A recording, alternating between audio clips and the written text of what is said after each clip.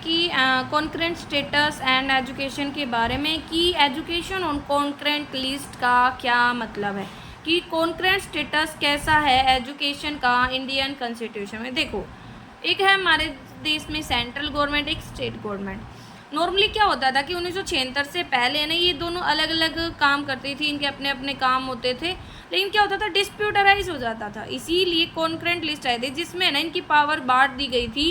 And अगर फिर भी डिस्प्यूट अराइज होता था तो सेंट्रल की बात मानी जाती थी। तो कहता है कि इंडियन कॉन्स्टिट्यूशन प्रोवाइड करवाता है एजुकेशन फंक्शंस को 3 लेवल पे, सेंट्रल, स्टेट एंड कॉन्करेंट। 1976 तक एजुकेशन है ना वो एक स्टेट सब्जेक्ट था कुछ सर्टेन प्रोविजंस के साथ एट सेंट्रल लेवल। फिर कहता है कि 42वां अमेंडमेंट हुआ 1976 आया, उसमें ना लार्ज एंड इंपॉर्टेंट चेंजेस किए गए इंडियन कॉन्स्टिट्यूशन में। और कहता है इसने अफेक्ट किया जो भी स्टेटस था एजुकेशन का, also by putting it on the concurrent list. जो भी प्रभाव थे एजुकेशन को कॉन्करेंट सब्जेक्ट बनाने के, वो क्या था कि अब सेंट्रल एंड स्टेट है ना दोनों मिलकर है ना इसके लिए भाई काम करती थी।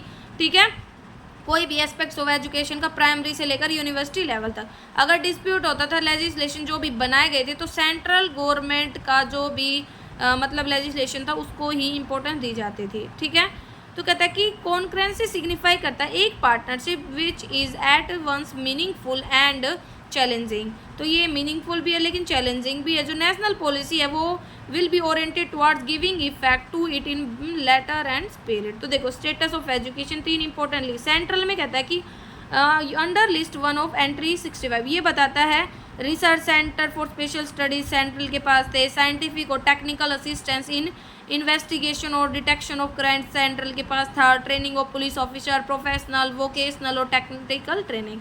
एंट्री 66 में आते coordination and determination of standard institutions में हायर एजुकेशन के लिए, रिसर्च के लिए, scientific and technical institution.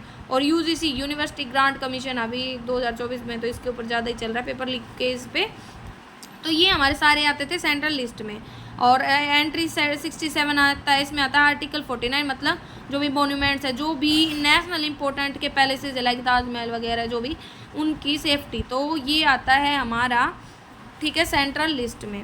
Next आता है स्टेट लिस्ट और directive principle of state policy. जो नेम है directive principle of state policy का वो दिखाता है कि है ना ये एक्चुअली में डायरेक्शंस थी जो है ना दी गई थी मतलब constitution of the state to adopt policies. तो कहता है कि जो हेल्प करता है एस्टैब्लिश करने में एक ऐसी सोसाइटी मतलब जो भाई मिलजुल कर काम करे। तो एम था इन इंस्ट्रक्शंस का क्रिएट करना proper economic and social conditions जिसमें सिटीजन एंड इंडिया की वो एक अच्छी लाइफ जी पाए। तो कुछ प्रिंसिपल यही कि भाई उनके पास काम करने का अधिकार है, फ्री एंड कंपलसरी एजुकेशन का अधिकार है, 14 साल की एज तक इक्वल वेजेस मिलेंगे इक्वल वर्क के लिए। ठीक है, तो ये राइट ना फुल इंजॉय नहीं किए गए मतलब सभी सिटीजन्स के द्वारा, इसीलिए गवर्नमेंट ने ना कुछ कंडीशन प्रोवाइड करने का ट्राई किया।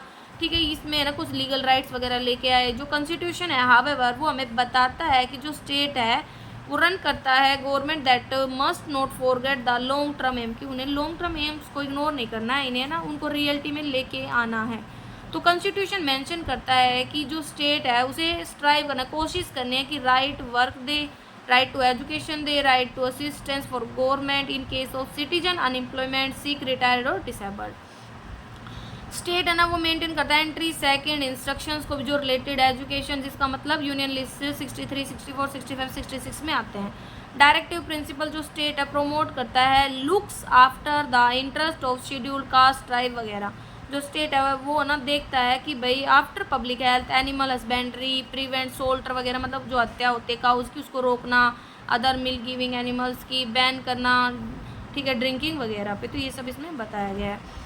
अब आती है एजुकेशन को कॉन्करेंट लिस्ट में आने के कारण क्या क्या हुआ है। तो देखो, यूनिफॉर्मिटी आई है एजुकेशन पॉलिसी में। जैसे जैसे एजुकेशन है ना वो स्टेट सब्जेक्ट था तो इसको इम्प्लीमेंट करना इतना आसान नहीं था, लेकिन अब जैसे कॉन्करेंट लिस्ट में आया है तो सेम पैटर्न है पूरे देश में।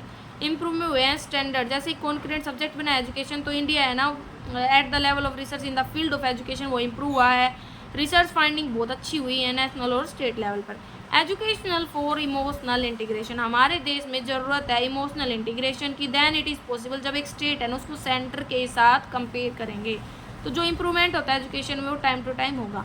बेटर डिसिप्लिन, जो सेंटर है वो उसके पास पावर है ओवर रूल करने की स्टेट गवर्नमेंट के डिसीजन को, क्योंकि ना सेंटर का डिसीजन मेन माना जाता है तो जो जनरल स्टैंडर्ड एजुकेशन के वो इम्प्रूव होंगे। इंडियन एजुकेशन सर्विस है, मैन ऑफ कैलिबर वो ज्वाइन करना चाहेंगे, मतलब भाई जिनमें कैलिबर है वो इसमें काम करना चाहेंगे। Proper and better utilization of fund, ये नोटिस किया जाता है कि स्टेट को पैसा मिलता है सेंटर से, तो उसे उनको है ना सही जगह पर स्पेंड करना चाहिए। अगर एजुकेशन के लिए मिला तो उसी जगह पे स्पेंड करें, ना कि किसी अदर जगह पे। नेक्स्ट दे रखा है quality leadership from government, central government. हम जानते हैं कि है ना लीडरशिप की कमी है एजुकेशन के फील्ड में। इसका मतलब है कि मिसयूज़ होता है, जो भी पैसे वगैरह दिए जाते हैं, ग्रांट्स वगैरह दिए जाते हैं। इसके कारण ये क्यों होता है, क्योंकि ना डायरेक्शन की कमी है, सुपरविजन की कमी है। तो सेंटर को इफेक्टिव लीडरशिप प्रोवाइड करवाने की ज़रूरत है। Better implementation of educational policy, ये ट्रू है कि better implementation of educational policy है ना वो अच्छा हो सकता है, सिस्टमेटिक वे में हो सकता है, ठीक है। To run constitutional central government direction, even state है ना वो बहुत ज़्यादा सीरियस है, ठीक है। इम्प्लीमेंटेशन फेल हो गया अचीव करने में सेंट्रल एम को, तो आर्टिकल 45 हमें बताता है कि है ना भाई जो भी मतलब एजुकेशन उसको कॉन्करेंट लिस्ट में रखा है, तो जो सेंटर है वो इंश्योर करेगी जो स्टेट इम्प्लीमेंट करे उसके डिसीजन को राइट डायरेक्शन में।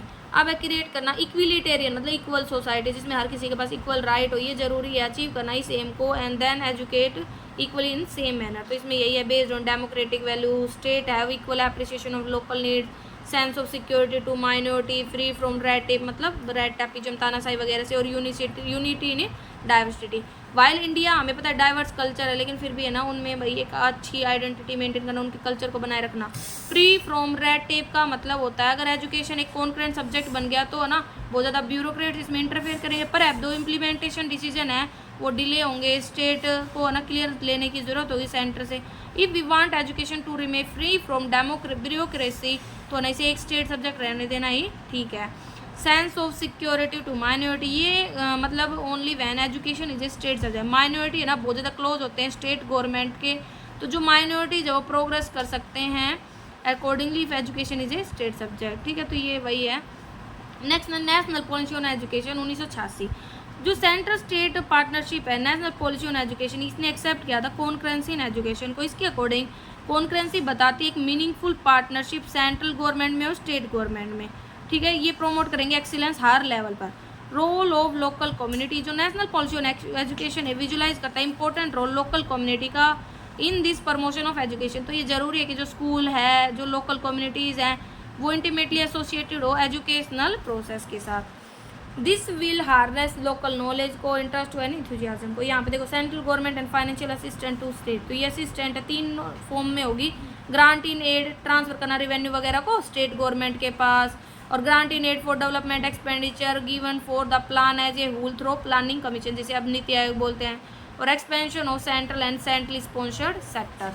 अब इसमें ना पॉलिसीज एक्ट्स एंड प्रोविजन दे रखा है एजुकेशन से रिलेटेड, तो ये ना बहुत नॉर्मल है कि भाई क्या था। तो इसमें ना आपको याद रखना इनइक्वलिटीज जो भी हैं अलग अलग कास्ट के साथ उसको दूर करना, कुछ ड्यूटीज़ हैं कि भाई फ्री एंड कंपलसरी एजुकेशन, जितने भी आर्टिकल हमने पढ़ी हैं वही सारे इसमें दे रखे हैं।